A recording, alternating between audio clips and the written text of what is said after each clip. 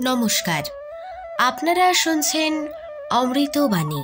অমৃতবাণীর আজকের নিবেদন, পৃথিবীর সব সমস্যার সমাধান হতে পারে এই দুই অভ্যাস করলে। কিসের উল্লেখ আছে গীতায়? জীবনের সব দ্বিধা ও সমস্যার সমাধান গীতায় পাওয়া যায়। এটা মনে করা হয় যে গীতার বাণী অনুসরণ করলে জীবন বদলে যায় এবং একজন মানুষ প্রতিটি কাজে সাফল্য পান। আসুন জেনে নিই শ্রীমদ্ ভগবদ্ গীতার অমূল্য ভাবনা সম্পর্কে। গীতার উপদেশ। গীতায় লেখা আছে, যদি আপনার বিবেক এবং অভিপ্রায় পরিষ্কার থাকে, তাহলে আপনাকে ভালো বা মন্দ কেউ কিছু বললে তাতে আপনার কিছু যায় আসবে না। আপনি অন্যের ভাবনা চিন্তায় নয়, নিজের উদ্দেশ্য দ্বারা চিহ্নিত হবেন।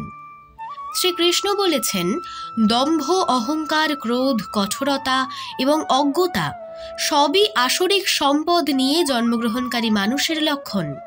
এগুলিকে ত্যাগ করলে একজন ভালো মানুষ হিসেবে গড়ে উঠবেন। গীতায় লেখা আছে, নেতিবাচক চিন্তা আসতে বাধ্য, কিন্তু এটা আপনার ওপর নির্ভর করে যে আপনি তাকে কতটা গুরুত্ব দেবেন। শ্রীকৃষ্ণ বলেছেন, হে অর্জুন, পূর্ণ বিশ্বাস ও নিরন্তর চিন্তা সহকারে যদি কিছু অর্জনের চেষ্টা করা যায়, তাহলে অবশ্যই তা লাভ করা সম্ভব। শুধু একজন মানুষের নিজের ওপর বিশ্বাস থাকা উচিত যে তার প্রচেষ্টা সঠিক পথে রয়েছে এবং তিনি সাফল্য পাবেন। শ্রীমদ্ ভগবদ্ গীতায় লেখা আছে, প্রত্যেক মানুষের উচিত জয়ের জন্য ঝাঁপানো। অনুপ্রেরণায় সবথেকে বড় উৎস হলো আপনার নিজের চিন্তা। তাই বড় চিন্তা করুন এবং জেতার জন্য নিজেকে অনুপ্রাণিত করুন। গীতায় শ্রীকৃষ্ণ বলেছেন, ক্রোধের সময় একটু থেমে যাও, ভুল করলে একটু ঝোঁকো, তাহলে পৃথিবীর সব সমস্যার সমাধান হয়ে যাবে। ক্রোধ এবং অহংকার, এই দুটি জিনিসই মানুষের ধ্বংসের কারণ। গীতায় লেখা আছে, প্রয়োজন বদলানোর সাথে সাথে মানুষের কথার ধরনও বদলে যায়। তাই সময়ের সঙ্গে সঙ্গে পরিবর্তনশীল ব্যক্তিদের চিহ্নিত করা খুবই গুরুত্বপূর্ণ। এ প্রসঙ্গে উল্লেখ্য, বাড়িতে শ্রীমদ্ ভগবদ্ গীতা রাখার এবং পাঠ করার সময় কিছু বিষয় মাথায় রাখা উচিত, তবেই আপনি সম্পূর্ণ ফল পাবেন। শ্রীমদ্ ভগবদ্ গীতার গ্রন্থ অত্যন্ত পবিত্র গ্রন্থ।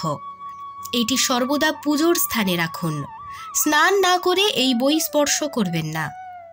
যে কোনো সময় গীতা পাঠ করা যেতে পারে, তবে আপনি যদি কোনো অধ্যায় শুরু করে থাকেন তবে তা মাঝখানে